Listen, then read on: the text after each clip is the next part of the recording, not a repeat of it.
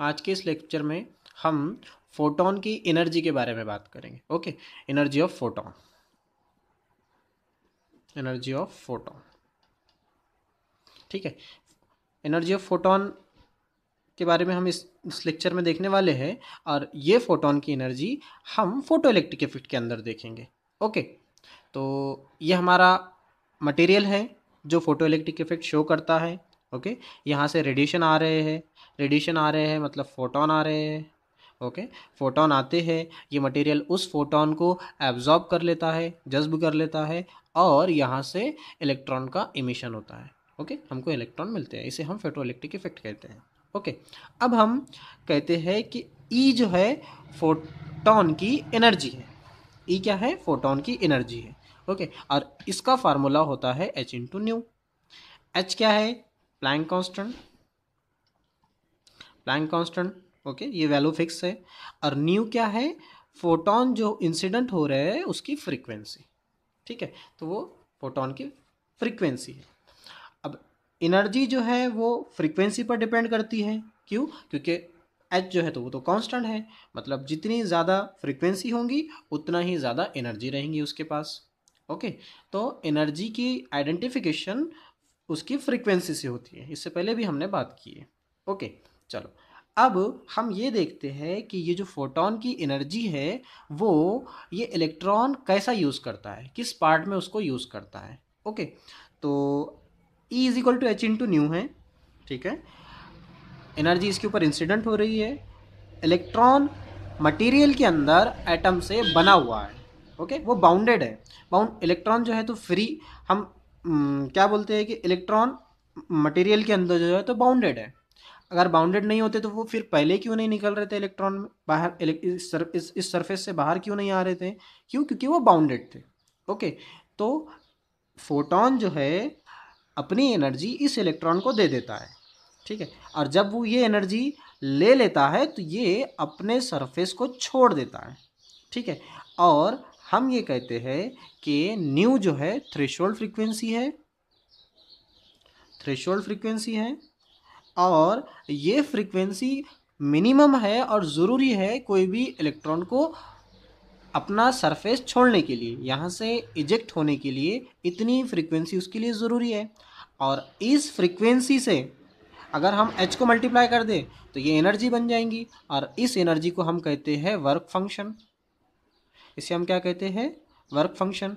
मैंने इससे पहले भी आपको बताया, हमने स्टार्टिंग में भी चैप्टर में देखें कि वर्क फंक्शन क्या होता है। वर्क फंक्शन एक ऐसी एनर्जी होती है, ओके इसको मैं कट कर देता हूँ। वर्क फंक्शन एक ऐसी एनर्जी, मिनिमम एनर्जी कि जितनी एनर्जी ज़रूरी है किसी भी इलेक्ट्रॉन को अपना सरफेस छोड़ने के लिए, अपना जो मटेरियल है उसको छोड़ने के लिए इतनी एनर्जी मिनिमम है, रिक्वायर्ड है, उसे हम वर्क फंक्शन कहते हैं। वर्क फंक्शन को फाई से डिनोट करते हैं। ओके, वर्क फंक्शन को फाई से डिनोट करते हैं। तो अब अगर कोई फ्रीक्वेंसी अगर थ्रेशोल्ड फ्रीक्वेंसी से ज़्यादा हो, थ्रेशोल्ड फ्रीक्वेंसी से ज़्यादा हो तो जितनी एनर्जी वर्क फंक्शन के लिए लग रही है, मतलब सरफेस छोड़ने के लिए लग रही है, तो उससे से ज़्यादा एनर्जी फिर बाकी की कहाँ जा रही है? तो बाकी की एनर्जी इलेक्ट्रॉन जो है वो अपनी काइनेटिक एनर्जी में लगाने के लिए इस्तेमाल करता है। मतलब क्या कि अगर यहाँ से उसको एनर्जी मिल रही है 10 जूल की, ओके हम कंसिडर करते हैं यहाँ से रेडिएशन की एनर्जी है 10 जूल और इस मटेरियल का वर्क फंक्शन है 5 जूल का। ओके, तो फिर 5 जूल की एनर्जी कहाँ है? तो 5 जूल की एनर्जी इलेक्ट्रॉन अपनी काइनेटिक एनर्जी बढ़ाने के लिए इस्तेमाल करता है, अपनी काइनेटिक एनर्जी इंक्रीज करने के लिए यूज़ करता है।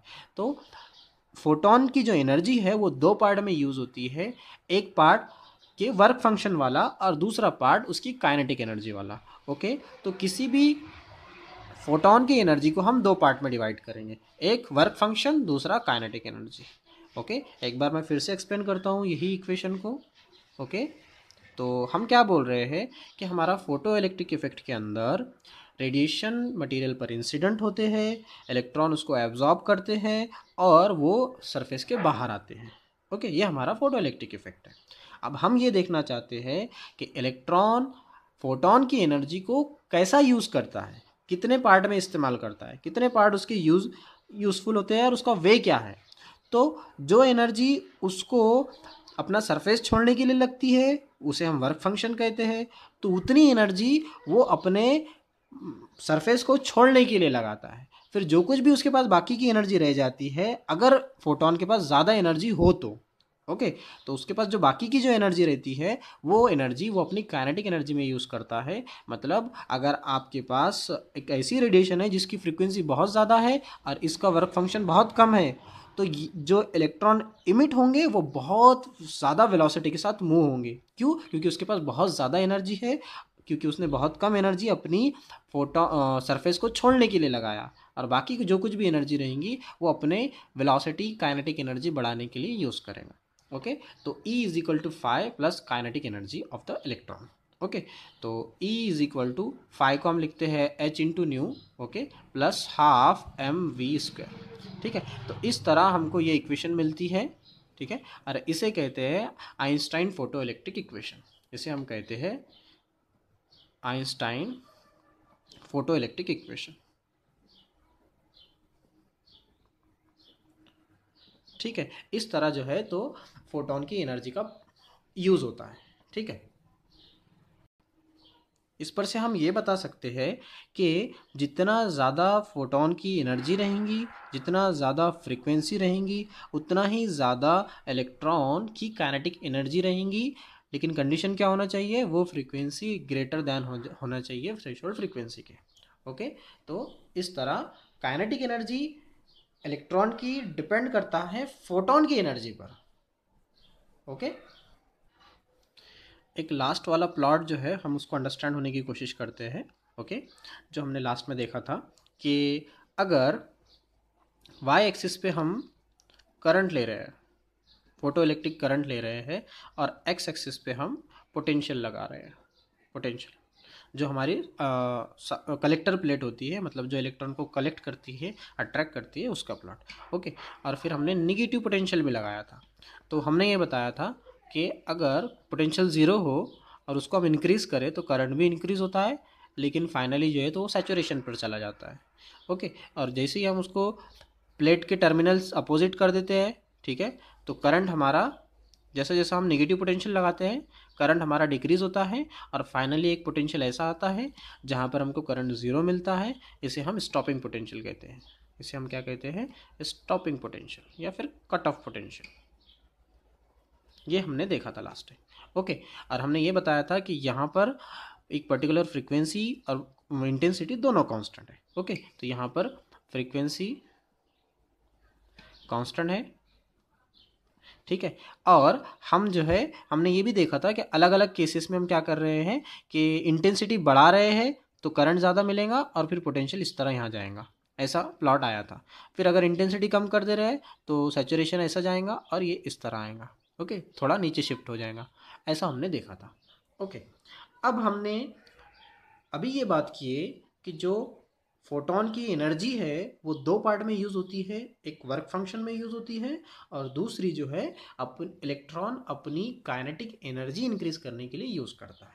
ओके, चलो, तो अभी हम क्या करते हैं कि फ्रीक्वेंसी को कांस्टेंट नहीं रखते हैं। हम क्या करते हैं? फ्रीक्वेंसी को कांस्टेंट नहीं रखते हैं, इंटेंसिटी को कांस्टेंट रखते हैं। इंटेंसिटी कांस्टेंट रखेंगे मतलब क्या कि इसका जो सैचुरेशन करंट रहेगा, इसका जो सैचुरेशन करंट रहेगा वो कांस्टेंट रहेगा। वो क्या रहेगा? कांस्टेंट रहेगा। क्यों? क्योंकि इंटेंसिटी काय पर डिपेंड करती है? नंबर ऑफ फोटोन पे, और नंबर ऑफ फोटोन पर क्या डिपेंड करता है? नंबर ऑफ इलेक्ट्रॉन, और नंबर ऑफ इलेक्ट्रॉन पर ही जो है तो हमारा करंट डिपेंड करता है। इसलिए हम बोलेंगे कि अगर इंटेंसिटी कांस्टेंट है तो आप कितना भी पोटेंशियल जो है पॉजिटिव जो कलेक्टर प्लेट है उसको लगा दो, जितने इलेक्ट्रॉन वहाँ से आ रहे हैं उतने वो सारे भी कैप्चर कर ले, उसके बाद वो बढ़ नहीं सकते क्योंकि करंट जो है तो सैचुरेशन आ गया, जो हमने लास्ट लेक्चर में डिस्कस किया था। ओके, अब मैं क्या करता हूँ कि फोटोन की फ्रीक्वेंसी बढ़ा देता हूँ। क्या करता हूँ? फ्रीक्वेंसी में बढ़ा देता हूँ। फ्रीक्वेंसी जो है हमने बढ़ा दी, इंक्रीज कर दी। ओके, तो इंटेंसिटी फिक्स है, तो इंटेंसिटी फिक्स है तो करंट तो उतना ही मिलेगा। सैचुरेशन जितना भी पोटेंशियल बढ़ाते जाओ करंट सैचुरेशन ऐसा ही आएगा। लेकिन फ्रीक्वेंसी बढ़ाने की वजह से होगा क्या कि इलेक्ट्रॉन फ्रिक्वेंसी बढ़ाने की वजह से energy of the photon increase हो जाएंगी, जिसकी वजह से हम बोलेंगे कि इलेक्ट्रॉन की काइनेटिक एनर्जी जो है वो बढ़ जाएंगी, इंक्रीज हो जाएंगी। क्या हो जाएंगी? इंक्रीज हो जाएंगी काइनेटिक एनर्जी। मतलब क्या कि जो हमने क्वार्ट्ज ट्यूब बताया था, हमारा जो क्वार्ट्ज ट्यूब था, क्वार्ट्ज विंडो, ओके, और ये हमारा ट्यूब और ये हमारे प्लेट थे, ओके। अब अगर इलेक्ट्रॉन की काइनेटिक एनर्जी बढ़ जाएंगी तो मतलब वो इधर तेज़ी से आने लगेंगे, यहाँ बहुत ज़्यादा वेलोसिटी के साथ वो इधर आने लगेंगे, ओके। लेकिन अब हम क्या करते हैं कि यहाँ पर पॉजिटिव था तो ये तो और भी ज़्यादा तेज़ी से आएंगे, ओके। लेकिन अगर हम इसको निगेटिव लगा देते हैं, निगेटिव पोटेंशियल लगाते हैं, ओके, तो क्या होगा?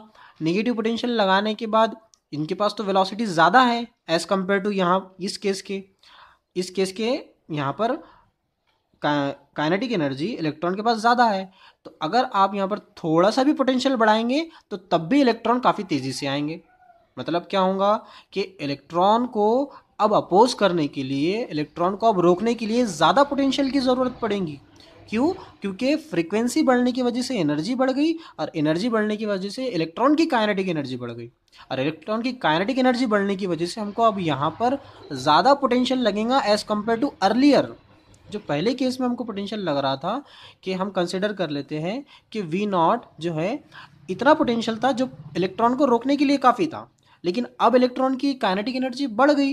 काइनेटिक एनर्जी बढ़ने की वजह से हमको और भी ज़्यादा पोटेंशियल लगेगा। तो फिर हमको क्या मिलता है कि ये पोटेंशियल जो है शिफ्ट हो जाएगा कुछ इस तरह। क्या हो जाएगा? ये जो पोटेंशियल है, ये पोटेंशियल जो है वो कुछ इस तरह शिफ्ट हो जाएगा। मतलब ये और निगेटिव, और ज़्यादा निगेटिव लगेगा, ओके। कब लगेगा? जब हम फ्रीक्वेंसी बढ़ा देंगे।